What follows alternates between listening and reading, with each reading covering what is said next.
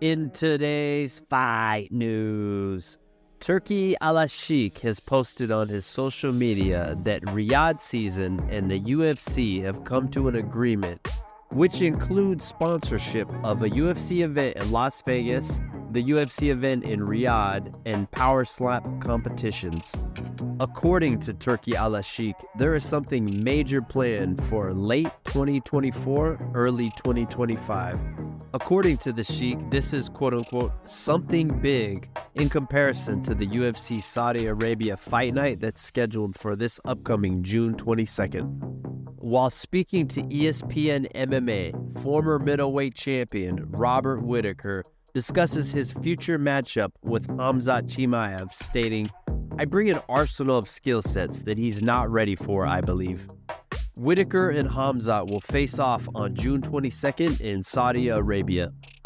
Top-ranked welterweight Ian Machado Gary tells ESPN MMA that he's still waiting for a matchup between himself and Colby Covington to take place, stating, "There's been offers. He hasn't said yes." Colby Chaos Covington responded to these claims by Gary, stating, "We all know he's a cuck, but now we know he's a liar. UFC, Hunter, Dana, they haven't talked to me about this fight. This fight has not been presented. He's just lying. He's trying to get clickbait and people to talk about him." While doing an interview with Damon Martin, longtime UFC veteran Matt Brown says he recalls shedding tears after he made the call to Sean Shelby of the UFC to tell him that he plans to retire. Brown said it's still hard to believe because a piece of you dies. Per Ariel Helwani's X account, the Nate Diaz and Jorge Masvidal boxing match that's scheduled for June 1st is being moved to July 6th per sources. The event will no longer take place at Inglewood's Forum and will now be held at the Honda Center in Anaheim, California. According to Helwani, the main reason for the switch is because they do not want to compete with the upcoming UFC 302 event that's scheduled for June 1st. Former double champ Daniel Cormier recently said on an episode of The Good Guy, Bad Guy that he thinks John Jones's move to duck Tom Aspinall, who's the interim heavyweight champion, in favor of a possible super fight with light heavyweight champion Alex Pereira is quote-unquote being smart because he's taking the less risky route than fighting the interim champion.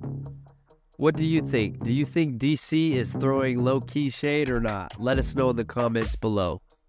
Former UFC fighter Dan Hardy says that he is not a fan of the new UFC gloves and describes them as being, quote-unquote, an unfortunate step backwards. Hardy said that the problem is clear but unresolved, hinting at the fact that the UFC hasn't addressed the obvious eye poke issue that comes along with the UFC gloves. UFC bantamweight champion Sugar Sean O'Malley said that he paid more in taxes than he made last year from fighting in the UFC. The champion stated that he made triple that amount though through his social media accounts, and says fighters are foolish to not focus on social media buildup of their name brand because that's where the real money is at. Boxing superstar Ryan Garcia was recently on an episode of the Fully Tilted podcast where he spoke on various topics including UFC superstar Conor McGregor and the beef that they recently had through X, saying that McGregor is the actual cheat who's been ducking drug testing for the past couple years, and if they were to fight, he would whoop his ass.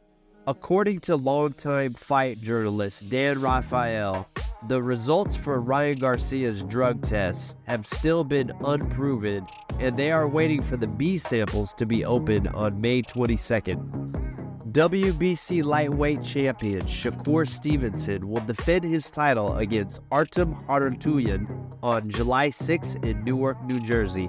On the same card, Oshika Foster will defend his WBC super featherweight title against Robson Conceição, and Keyshawn Davison will take on Miguel Mandueno. It looks like pound-for-pound boxer Terrence Bud Crawford is still chasing a super fight with Canelo Alvarez, stating, You got two of the top fighters of this decade, not just in the past year or so.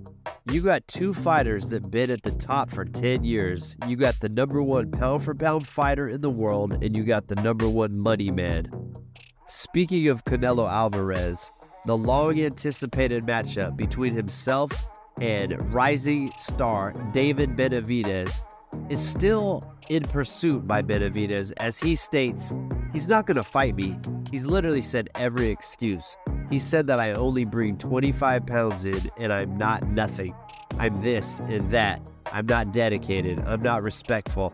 I think he's scared of losing, and then I'm taking all of his fans. That's what it is. I really don't think he's scared of me. I think he doesn't want me to get the torch passed. Benavidez states that he's still not going to stop pursuing the matchup and that there's bad blood between him and Canelo.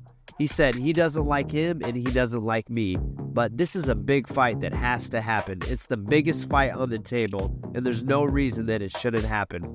Lastly, WBC middleweight champion Jermall Charlo has been arrested by the Texas authorities for driving while intoxicated, fleeing a police officer, and leaving the scene of a crash.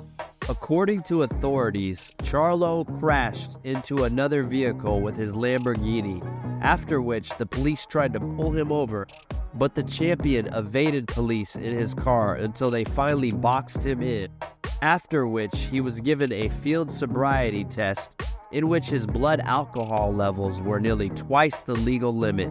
According to the WBC, they have officially stripped Charlo of his middleweight title and upgraded Carlos Adames to full world champion.